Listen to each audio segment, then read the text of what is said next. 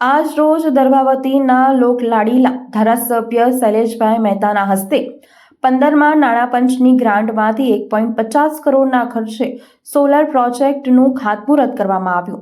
નગરપાલિકાના 15મા નાણાપંચ બજેટમાંથી આજે સોલાર પ્રોજેક્ટની કામગીરી હાથમાં લેવામાં આવી. નગરપાલિકા શોપિંગ સેન્ટર પર 100 કિલોવોલ્ટનો પ્લાન્ટ અને નગરપાલિકા ઉપર 50 કિલોવોલ્ટનો પ્લાન્ટ આયોજિત કરવામાં આવ્યો છે.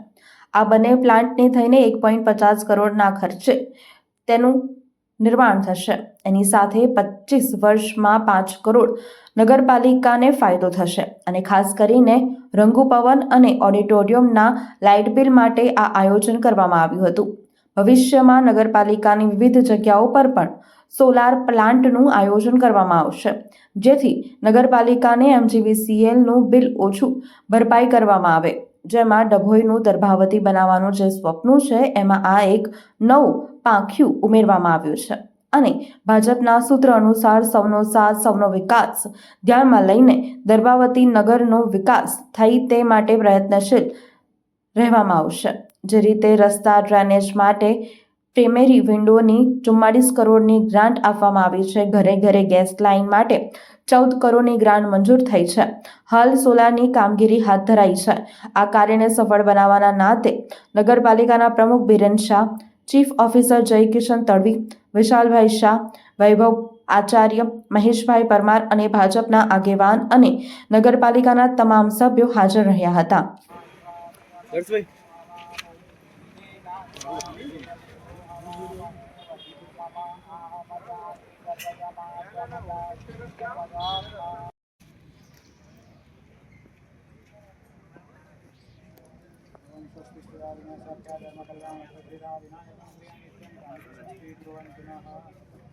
નગરપાલિકાના 15મા નાણાપંચના બજેટમાંથી આજે સોલારની કામગીરી હાથ પર લેવામાં આવી.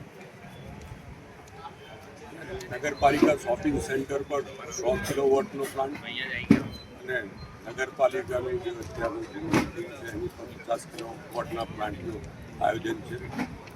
બંનેનું થઈને લગભગ 1.5 કરોડ રૂપિયાનો ખર્ચો થશે. એની સામે 25 વર્ષમાં 5 કરોડ રૂપિયાનો ફાયદો નગરપાલિકાને થશે. ખાસ કરીને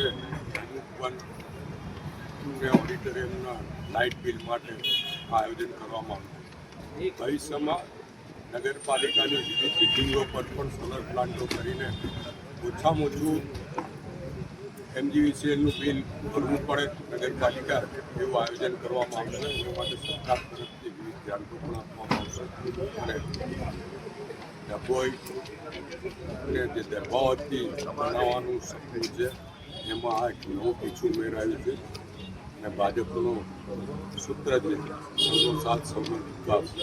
એ ન્યાય સમગ્ર દર્ભાવતી નગરીનો વિકાસ થાય એના માટે પ્રયત્નો ચાલી રહ્યા છે અને જે રીતે રસ્તાના કામો હાથ પર લેવામાં આવે છે, જે રીતે ડ્રેનેજ માટે પ્રાઇમરી વિન્ડોની 44 કરોડ રૂપિયાની આવી છે, પાણીની લાઈનો માટે 12.5 કરોડ રૂપિયા આવ્યા છે અને ગેસ લાઇન માટે ઘેર ઘેર ગેસ લાઇન માટે 14 કરોડ રૂપિયા આવ્યા છે.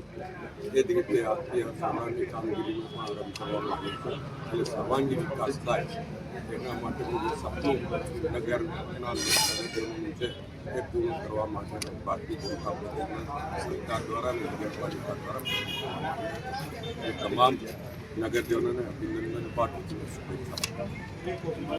વડોદરાના સમાચાર જુઓ તથા આપણી ચેનલને સબસ્ક્રાઇબ કરો અથવા સંપર્ક કરો.